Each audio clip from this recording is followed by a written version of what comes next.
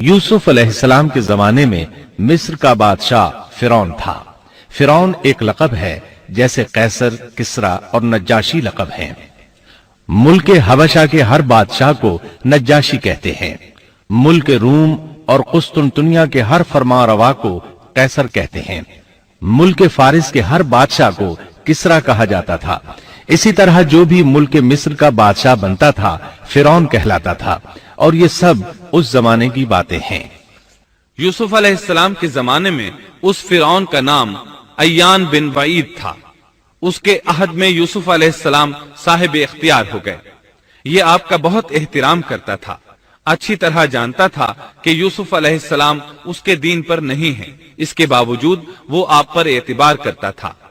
आप ही उसकी सल्तनत के अहम उमूर अंजाम देते थे। यूसुफ अलैहिस्सलाम ने अपनी खुदादाद हिकमत अमली से मुल्क को कहत साली से बचाया, भूख और इफलास से नजात दिलाई। इस लिहाज से यूसुफ अलैहिस्सलाम के दौर में बनी इसराइल ने शाहाना जिंदगी बसर की। मुल्क मिस्र में उन्हें आला मकाम हासिल था। अय्यान की वफात के बाद काबूस बिन मुसअब बादशाह बना। ये निहायत जालिम, जाबिर और मुशरिक था। इसने बनी इसराइल पर मुसीबतों के पहाड़ तोड़े। लेकिन ऐसा यूसुफ अलैहिस्सलाम की वफात के बाद हुआ। फिर काबूस की वफात के बाद एक और फिरौन मिस्र पर हुक्मरान हुआ। ये वलीद बिन मुसअब था, यानी काबूस का भाई था। इस वलीद बिन मुसअब की बीवी आसिया बिनते मुजाहिम थी। मर्दों में तो बहुत से कामिल हुए, लेकिन औरतों में मरियम बिनते इमरान और फिरौन की बीवी आसिया के सिवा और कोई कामिल नहीं हुआ। और बिलाशुबा आयशा रज़ियल्लाहु अन्हा की फजीलत तमाम औरतों पर ऐसी है जैसे तमाम खानों पर सुरीत की फजीलत है। आसिया एक नेक, पाकबाज और मोमिना खातून थी। फिरौन ने उन्हें जबरदस्ती गस्ब करके लाने का इरादा किया, यानी उनके बाप से छीनकर जबरदस्ती अपने पास रखने का इरादा किया। इस पर उनके बाप ने कहा, वो अभी कम उम्र है।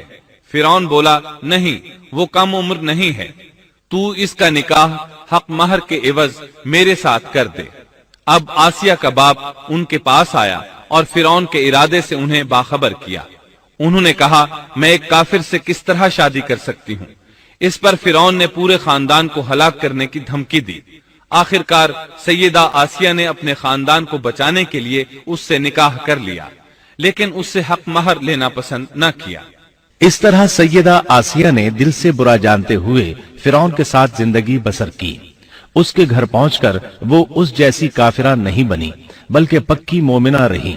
बहरहाल ये था उनकी शादी का वाकया।